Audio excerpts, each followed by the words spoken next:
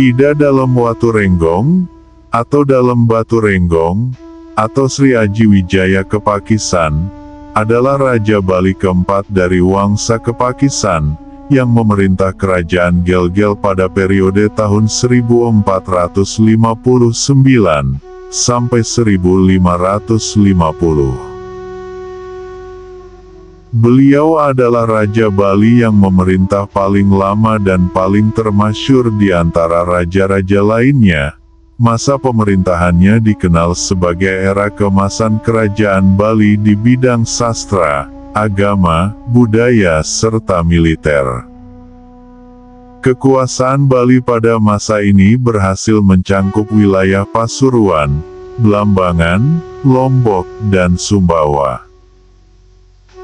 Ia digambarkan sebagai penguasa yang bijaksana dan adil, serta pelindung dari ajaran Hindu Bali.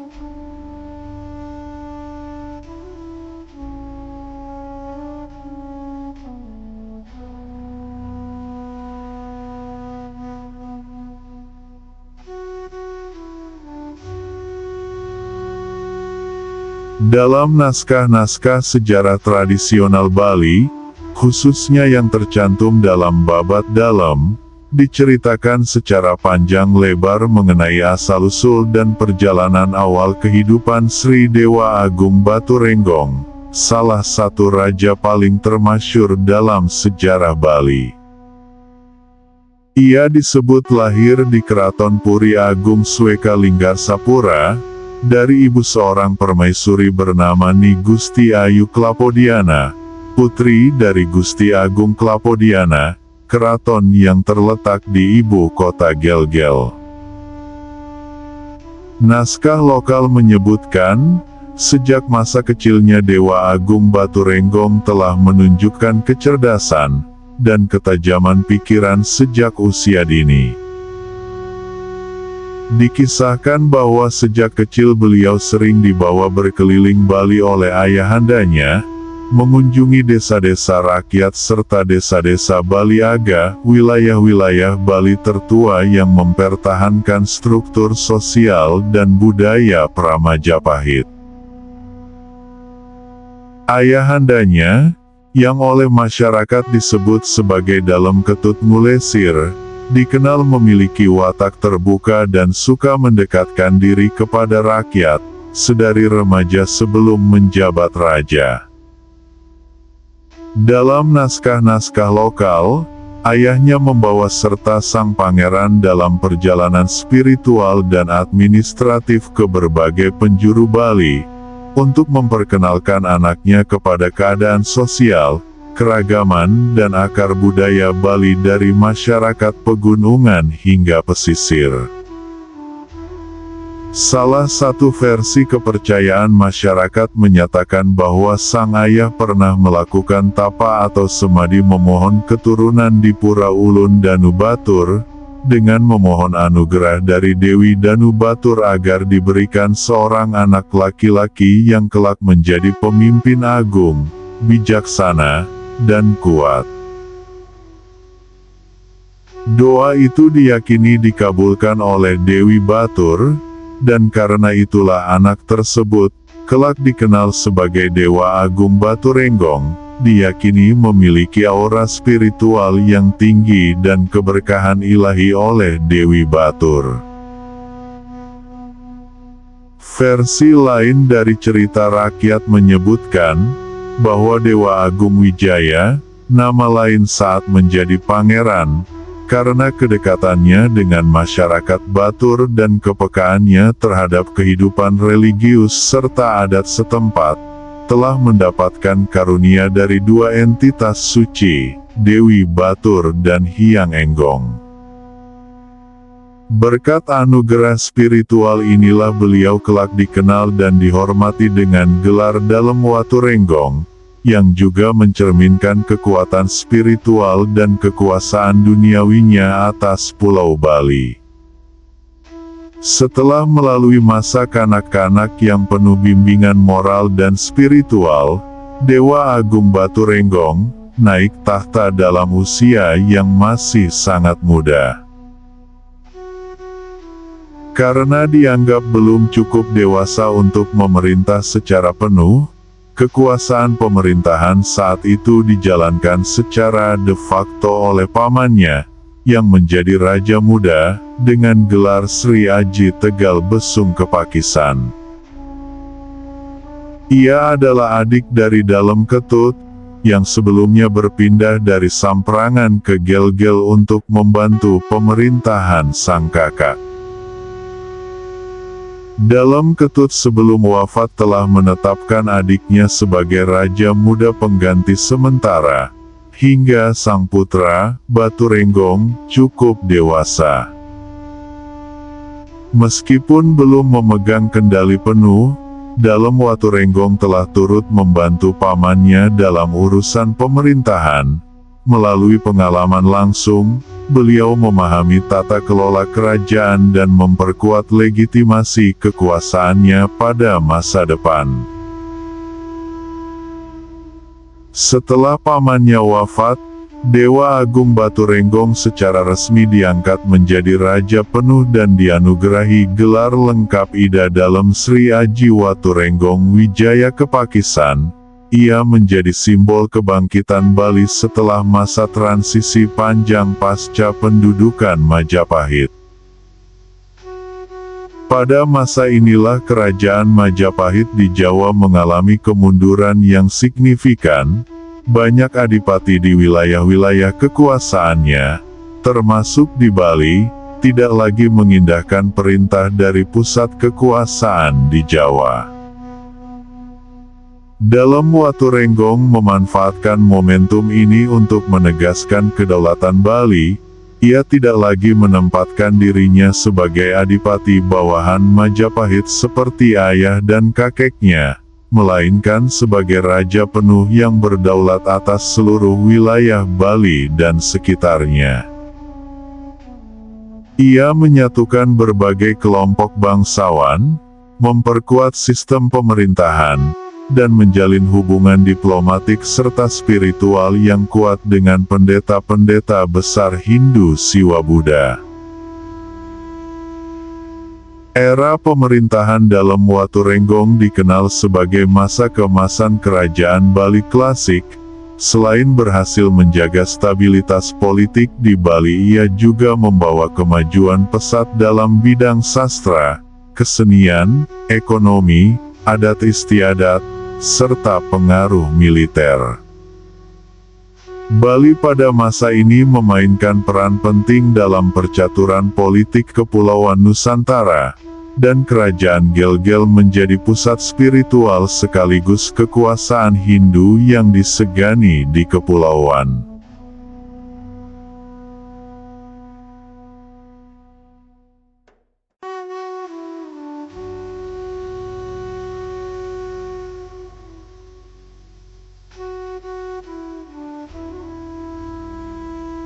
Dalem Baturenggong dikenal luas sebagai salah satu raja terbesar dalam sejarah Bali, yang membawa kerajaan Gelgel pada puncak kejayaan di bidang politik, agama, budaya, dan sastra.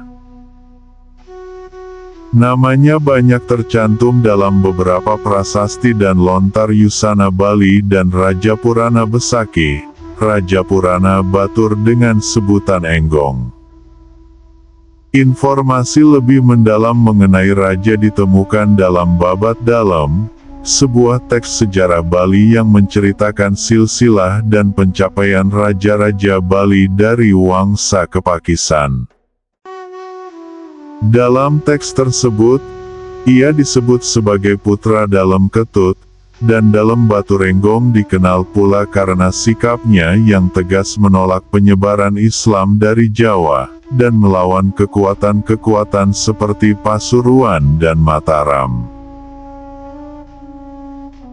Pemerintahannya mencapai stabilitas politik yang tinggi.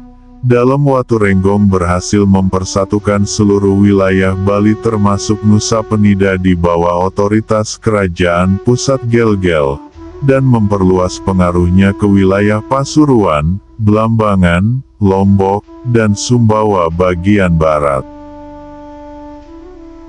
Keberhasilannya tidak hanya menunjukkan kekuatan militer, tetapi juga bukti dari kemampuan diplomasi kerajaan Gelgel dan pengelolaan pemerintahan yang kuat.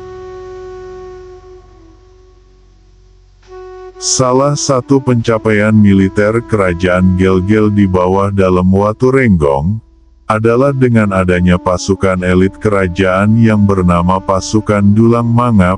Dipercaya bahwa pasukan ini terdiri dari pasukan 3 bendera, bendera merah dengan tombak bandrang bersilang diisi pasukan bersenjatakan tombak, bendera putih dengan halilintar diisi pasukan penembak, dan bendera hitam dengan aksara suci modre kemasan diisi pasukan bersenjatakan keris dan klewang.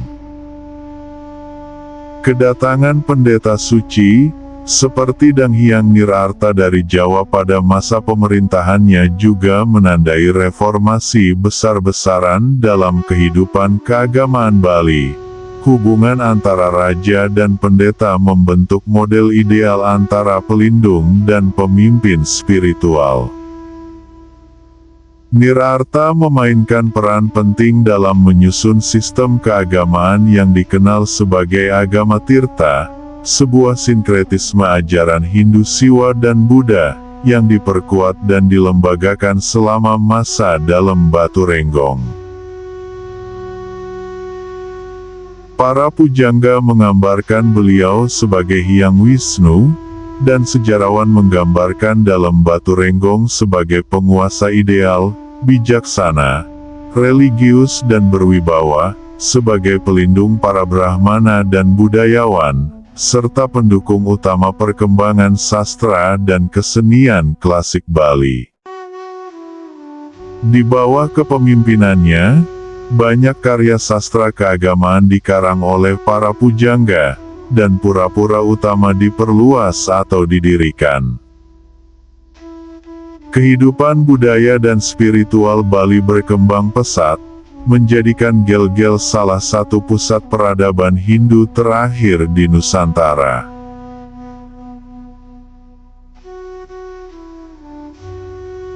Beberapa legasi kesusastraan Bali saat era dalam Waturenggong antara lain, Sebun Bangkung, Kauya Dharma Putus, Sarakusuma, Ampik, Ewer, Dharma Tatwa, Mahisa Langit, Wasista Praya, Anyang Nirarta, Yusana Bali, Sundari Gama, Wukir Pedelegan, Rareng Canggu, Wilet, Manyura, Anting Tima, Karas Nagara, Sagara Gunung, Jagal Tua dan beberapa kitab yang disalin ulang dari Jawa, seperti Panji, Sutasoma dan Negara Kertagama. Keberhasilan dalam Waturenggong tidak hanya terlihat dari kekuatan kerajaannya, tetapi juga dari warisan spiritual dan kebudayaan yang masih terasa hingga saat ini. Banyak praktik keagamaan dan struktur sosial Hindu Bali modern berakar pada reformasi dan patronase kerajaan pada masa pemerintahannya.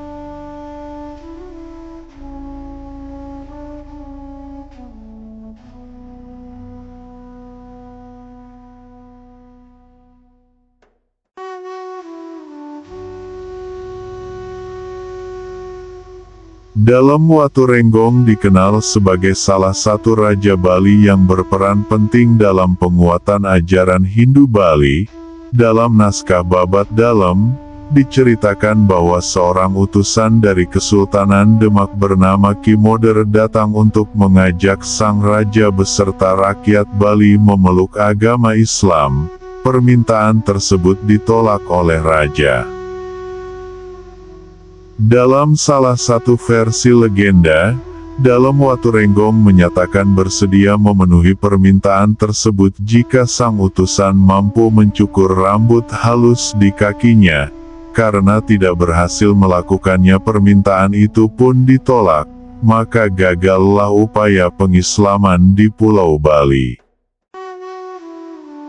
Beberapa pendapat menyatakan bahwa penolakan tersebut mungkin dipengaruhi oleh informasi yang dibawa para pengungsi dari Jawa, khususnya dari kalangan Majapahit, mengenai kondisi konflik antar agama yang terjadi di tanah Jawa, terutama akibat perpecahan politik dan keagamaan atau persekusi umat.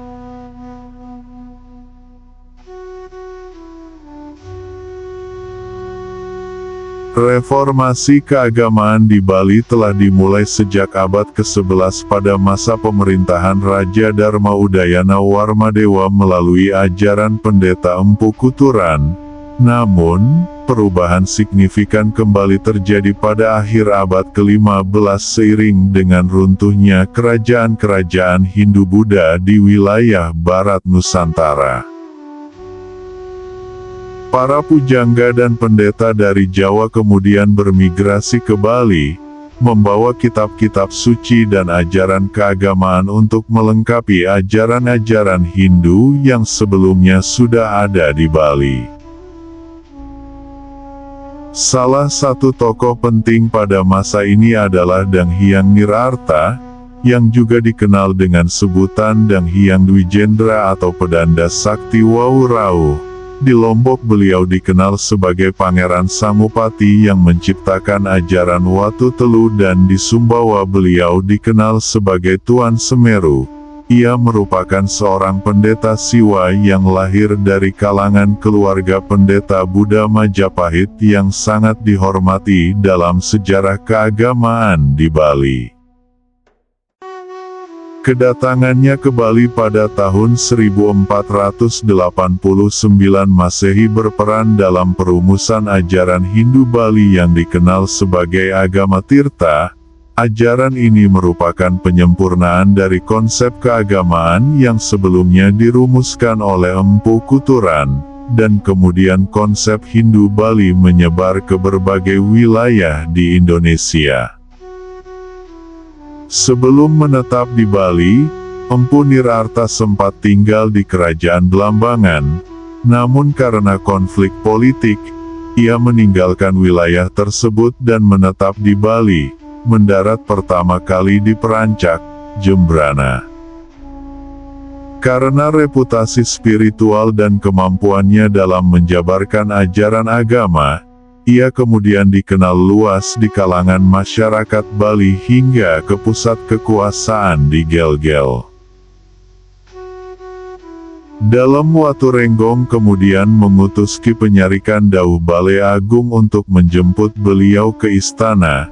Di sana, Empu Nirarta diangkat sebagai guru spiritual kerajaan, penasihat, dan tokoh keagamaan yang sangat dihormati.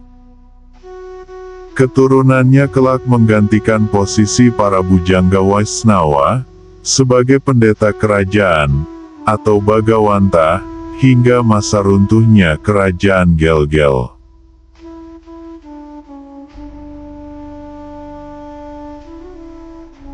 Kedatangan Empu Astapaka, seorang pendeta Buddha ke Bali, berkaitan dengan niat dalam Watu Renggong untuk melaksanakan upacara suci di istana.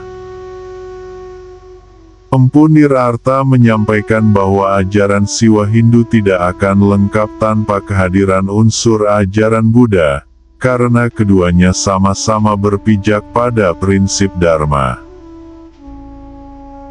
Menanggapi hal tersebut, Raja mengutus seorang pejabat istana ke Jawa untuk menjemput Empu Angsoka, saudara Empu Nirarta, namun Empu Angsoka menolak dan mengirim putranya, Empu Astapaka, sebagai wakil.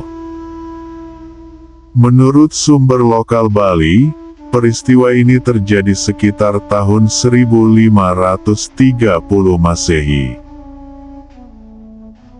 Karena usianya yang masih muda, sebagian pejabat kerajaan meragukan kemampuannya. Dalam sebuah kisah, raja mengujinya dengan menyembunyikan seekor angsa dalam lubang tertutup kain.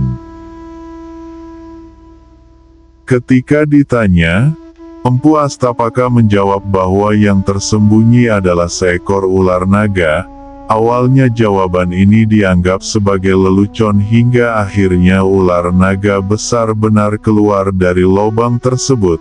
Hal ini kemudian dianggap sebagai pertanda kekuatan spiritual, sehingga ia mendapatkan kepercayaan oleh raja dan para petinggi kerajaan.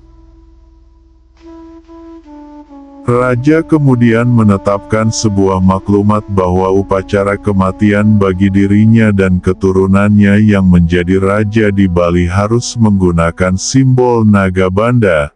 Tradisi ini juga diberlakukan bagi para pendeta Buddha, atau kasogatan di Bali. Kedatangannya membawa banyak kitab-kitab aliran Buddha ke Bali, seperti kitab Sang Hyang Kamahayanikan.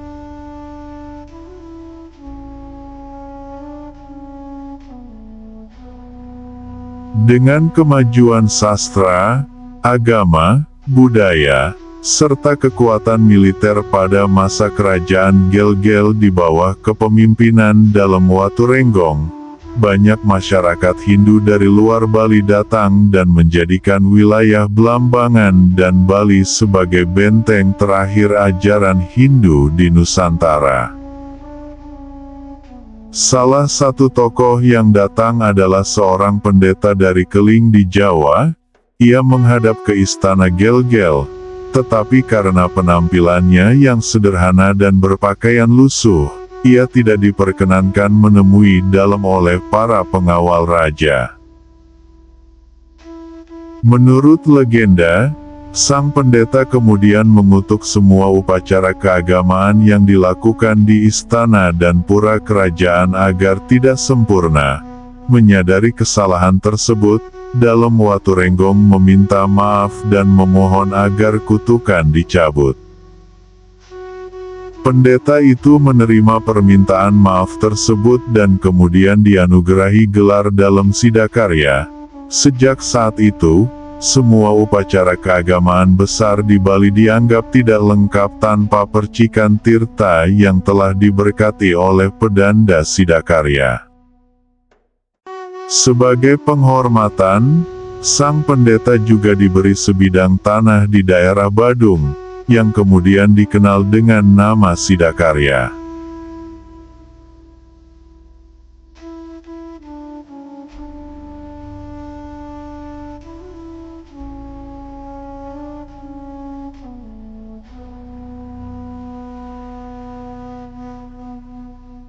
Ekspansi militer kerajaan Gel-Gel ke Blambangan pertama kali tercatat terjadi pada periode awal abad ke-16 atau tahun 1501 atau 1512 Masehi.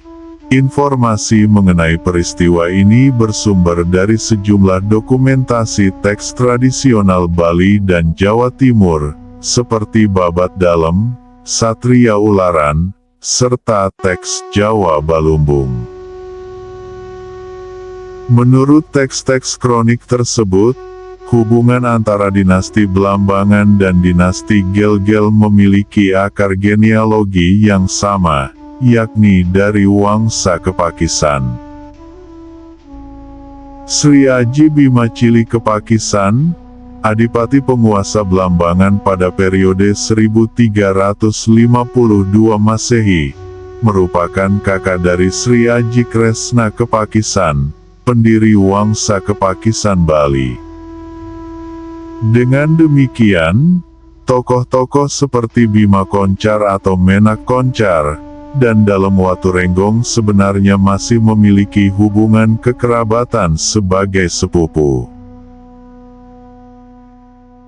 Keinginan Dalem Waturenggong untuk meminang Nibas, putri dari Bima Koncar, juga dikenal dalam teks Bali sebagai Sri Dalem Juru, merupakan bagian dari strategi politik untuk memperkuat aliansi antara Bali dan Blambangan, sebagai benteng terakhir Hindu Dharma menghadapi ekspansi Islam di Pulau Jawa. Namun, rencana tersebut gagal akibat intrik politik di internal Istana Blambangan. Bima Cili, atau Bima Jili, putra dari Bima Koncar dengan seorang selir, dan juga saudara dari Nibas, memainkan peran penting dalam menggagalkan perjodohan tersebut. Bima Cili, yang merupakan salah satu pejabat tinggi Istana Blambangan, sempat mengusulkan agar Nibas dipersunting oleh penguasa Pasuruan untuk membentuk koalisi anti-Islamisasi dan menjaga Blambangan dari barat. Namun situasi menjadi rumit ketika utusan dari Bali juga tiba untuk meminang Nibas. Dalam teks Bali, Bima Cili digambarkan menyebarkan fitnah terhadap Dalem Waturenggong, mengirim seorang telik untuk menggambarkannya sebagai raja yang buruk rupa, dengan tujuan menjatuhkan citra Raja Gel-Gel di mata Istana Blambangan.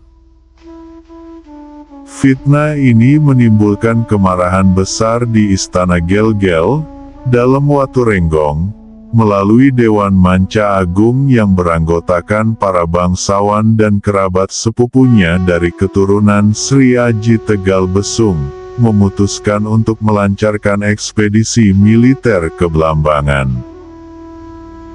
Pimpinan ekspedisi tersebut adalah Kiai Ularan, yang sebelumnya menjabat sebagai penguasa Takmung sekaligus mertua dari Dalem Waturenggong.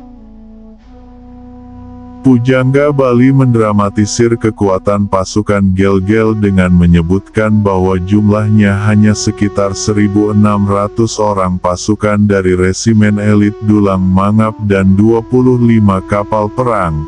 Namun, para sejarawan memperkirakan bahwa jumlah kekuatan yang dikerahkan kemungkinan lebih besar dari angka tersebut. Tujuan utama ekspedisi ini adalah untuk menangkap hidup-hidup Bima Koncar dan keluarganya. Namun, ketika pasukan Gel-Gel tiba, sebagian keluarga kerajaan Blambangan telah melarikan diri ke wilayah Pasuruan meminta perlindungan dari Pati Udara. Bima Koncar sendiri berhasil dibunuh dan dipenggal oleh Kiai Ularan. Meskipun ekspedisi tersebut berhasil menaklukkan Blambangan dan menjadikannya sebagai negara vasal kerajaan Gel-Gel, Kiai Ularan dianggap gagal menjalankan perintah Dalem karena tidak mampu menangkap keluarga kerajaan secara utuh dan membunuh saudara sepupunya. Ia akhirnya dihukum dan diasingkan ke wilayah Bali Utara, di mana keturunannya masih menetap hingga kini. Versi lain dari peristiwa ini menyebut bahwa penyerangan ke Blambangan juga dimotivasi oleh keinginan Dalem Waturenggong untuk membalas dendam terhadap perlakuan terhadap gurunya, Empu Nirarta. Sebelumnya Empu Nirarta sempat diusir dari Blambangan karena dituduh merusak citra keluarga kerajaan. Setelah menang dalam menaklukkan Blambangan, militer Bali dialihkan ke timur, Lombok dan Sumbawa Barat dapat ditaklukkan dan menjadi bawahan Dalem Waturenggong. Penulis Mendes Pinto Fernão dari Portugis, dalam karyanya Peregrinacam, menuduh bahwa Bali adalah sebuah pulau kafir atau non-muslim, yang tergantung pada kerajaan Demak Islam Jawa tetapi memberontak pada tahun 1546. Informasi ini mungkin tidak cukup dapat dipercaya karena kemungkinan yang dimaksudkan adalah kerajaan Hindu Blambangan vasal dari kerajaan Gel-Gel. Namun, sumber-sumber Eropa dari akhir abad ke-16 dan ke-17 menggambarkan kerajaan Gel-Gel adalah kerajaan yang mandiri dan kuat dalam hal yang mengingatkan pada kronik-kronik, dan tampaknya mengandalkan ekspansi politik yang kuat antara jatuhnya Majapahit dan kunjungan Belanda pertama ke Bali.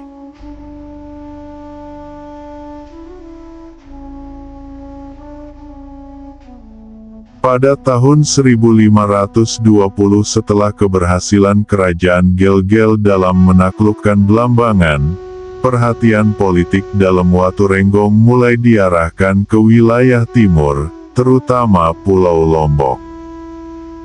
Wilayah ini dianggap penting secara strategis karena posisinya di jalur perdagangan antara Bali, Nusa Tenggara, dan Sulawesi.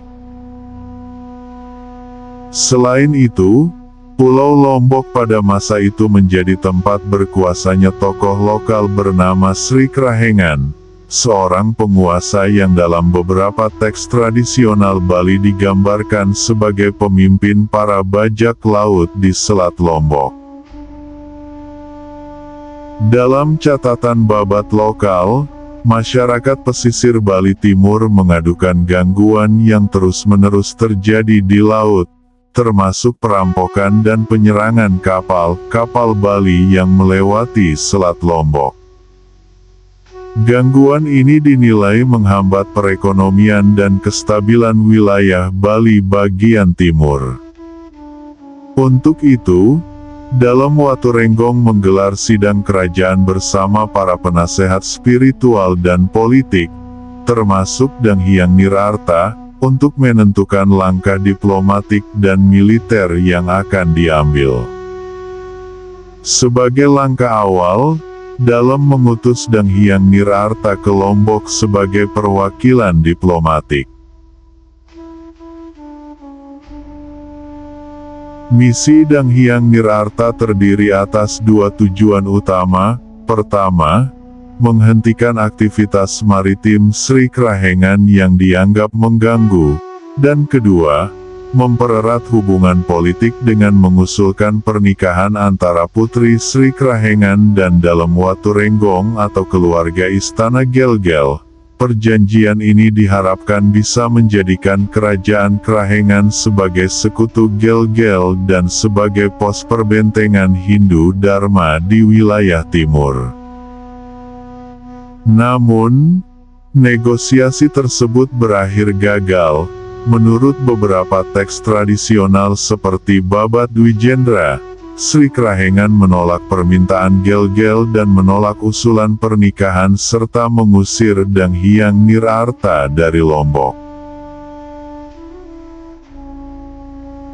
Kegagalan diplomatik ini membuat Dang Hyang Nirarta, dalam teks spiritual Bali, mengeluarkan kutukan terhadap kerajaan Krahengan bahwa kelak ia akan kehilangan kewibawaan dan jatuh secara spiritual maupun politik. Sepulangnya ke Gel-Gel, Nirarta menyarankan kepada Dalem Waturenggong untuk melakukan ekspedisi militer sebagai bentuk penegakan wibawa kerajaan. Pada tahun 1520 Masehi, Dalem kemudian memobilisasi kekuatan militer yang sebelumnya berpengalaman dalam penaklukan Belambangan. Ia memimpin langsung ekspedisi ini bersama para panglima kerajaan. Armada yang terdiri dari 25 kapal perang dan ratusan prajurit berlayar menuju Lombok dan mendarat di pesisir kerajaan Krahengan. Pertempuran berlangsung sengit, tetapi pada akhirnya pasukan Gel-Gel berhasil menaklukkan wilayah tersebut. Dalam berbagai versi teks lontar, tidak disebutkan dengan jelas nasib Sri Krahengan pasca penaklukan. Beberapa menyebutkan bahwa ia melarikan diri ke arah timur, sementara yang lain mengisyaratkan bahwa ia wafat. Sebagai simbol kemenangan, Dalem Waturenggong memerintahkan pembangunan sebuah pura kerajaan di lokasi penaklukan tersebut, yang diberi nama Pura Linggih. Pada masa selanjutnya, terutama saat ekspansi kerajaan Karangasem ke Lombok, pura ini direnovasi dan diperbesar menjadi Pura Lingsar, yang hingga kini menjadi simbol penting hubungan budaya dan spiritual antara masyarakat Bali dan Sasak. Pasca kemenangan militer, Dalem Waturenggong pada tahun 1520, ia juga menjalin pernikahan politik dengan seorang bangsawan Sasak bernama Dendeng Mas Sari. Dari pernikahan ini lahirlah seorang anak bernama Idewa Mas Pakel yang kemudian diangkat sebagai penguasa di wilayah Lombok dan Sumbawa. Penempatan ini dipercaya sebagai strategi politik dalam untuk menjaga kestabilan dan kesinambungan kekuasaan pusat di wilayah timur. Setelah kampanye ini dan masuknya Lombok dalam Mandala Gel-Gel, Dang Hyang Nirarta dengan leluasa melanjutkan perjalanan spiritual ke wilayah timur lainnya, seperti Sumbawa, sebagai bagian dari misi penyebaran pengaruh ajaran Hindu Dharma. Perjalanan ini diabadikan dalam naskah-naskah keagamaan, seperti Dwijendra Tatwa dan Babat Dwijendra, yang menempatkan Nirarta sebagai tokoh suci dan pelindung wilayah Hindu terakhir di Nusantara.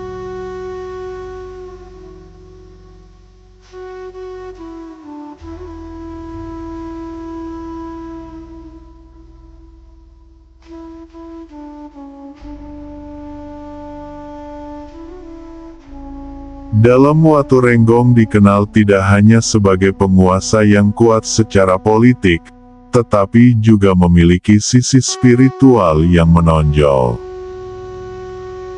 Dalam teks Babat Dalam, disebutkan bahwa ia sempat didiksa, diinisiasi sebagai pendeta, oleh gurunya, Dang Hyang Nirarta, sebelum kedatangan Empu Astapaka ke Bali. Awalnya beliau menunda-nunda upacara tersebut, tetapi kemudian bersedia menjalani diksa setelah mendapatkan wejangan dari gurunya. Setelah upacara, ia menerima ajaran tatwa dan filsafat yang memperkuat sisi spiritual dalam pemerintahannya. Dalam Watu Renggong juga dikenal dekat dengan masyarakat Bali Aga, terutama di daerah Batur.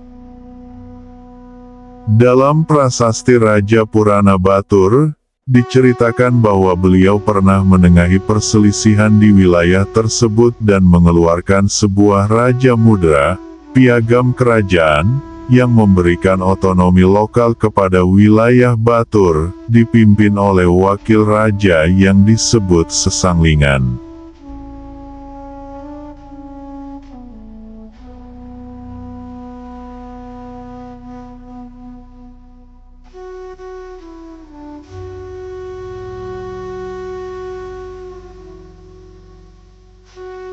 Watu Renggong wafat pada usia yang sangat tua, tidak terdapat catatan resmi mengenai penyebab kematiannya, tetapi beberapa sumber menyebutkan bahwa beliau berkuasa selama hampir 90 tahun.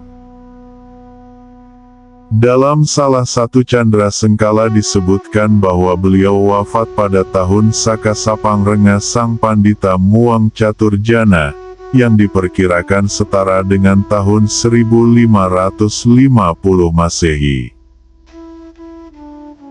Setelah wafat, beliau dipuja sebagai leluhur suci dan dikenal dengan gelar spiritual Raja Batara Dewa Teng Enggong.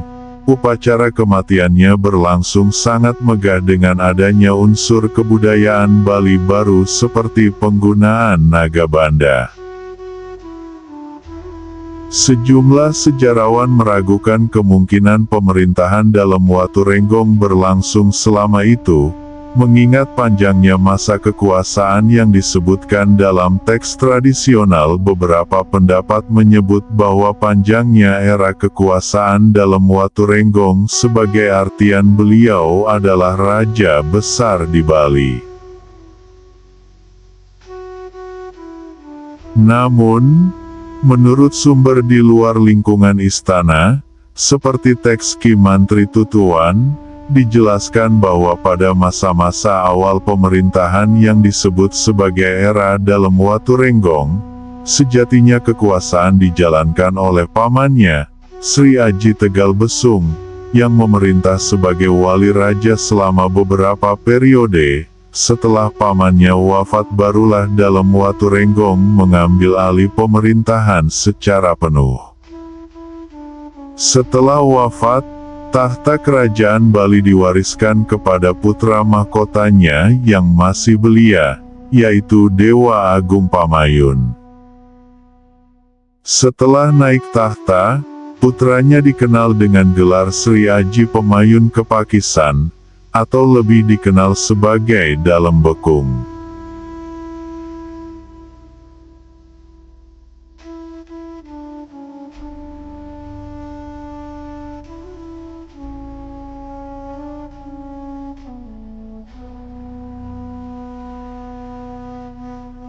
Menurut babat Dalem dan dokumen di luar istana, Dalem Waturenggong memiliki lebih dari 200 istri, termasuk para permaisuri dan selir dari berbagai golongan di Bali, namun hanya beberapa yang tercatat dalam kronik. Dari permaisurinya, beliau memiliki 2 putra utama, yakni Dewa Agung Pamayun sebagai pewaris kerajaan yang dikenal dengan nama Dalem Bekung, dan Dewa Agung Segening yang kelak juga menjadi raja di Bali. Dewa Pamayun lahir dari permaisuri bernama Dewi Ayu Pamayun, sedangkan Dewa Segening lahir dari Dewi Ayu Segening, putri dari Kiduku Segening, seorang pemuka spiritual di Bali pada masa itu. Selain kedua putra tersebut, Dalem Waturenggong juga memiliki 2 putri. Putri pertama, Dewi Ayu Laksmi, dikisahkan dalam babat Dalem dan Bisama Raja, telah dibawa lari oleh salah satu anggota Trabrahmana Bujangga Waisnawa. Peristiwa ini menimbulkan kemarahan mendalam pada Dalem, hingga beliau mencabut status para pendeta Bujangga Waisnawa sebagai pendeta kerajaan dan mengusir mereka dari Gel-Gel. Putri lainnya adalah Dewi Ayu Mas Kuning, lahir dari selir bernama Niluh Sadra, putri Kiduku Suladri. Dari garis keturunan ini kemudian lahirlah Trah Pungakan dan Bencingah. Dalem Waturenggong juga memiliki putra bernama I Dewa Ularan, lahir dari Gusti Ayu Ularan, yang merupakan putri dari Kiai Ularan, Panglima Kerajaan Gel-Gel yang memimpin ekspedisi militer ke Blambangan. Putra lainnya, Ki Tebuana, lahir dari seorang ibu yang merupakan keturunan Bendesa Manikmas. Selain itu, pasca ekspedisi ke Lombok, Dalem dianugerahi seorang bangsawan Sasak bernama Dendeng Mas Sari. Dari pernikahan tersebut lahirlah I Dewa Mas Pakel, yang kemudian dikirim ke Lombok sebagai wakil Gel-Gel untuk memerintah di wilayah tersebut.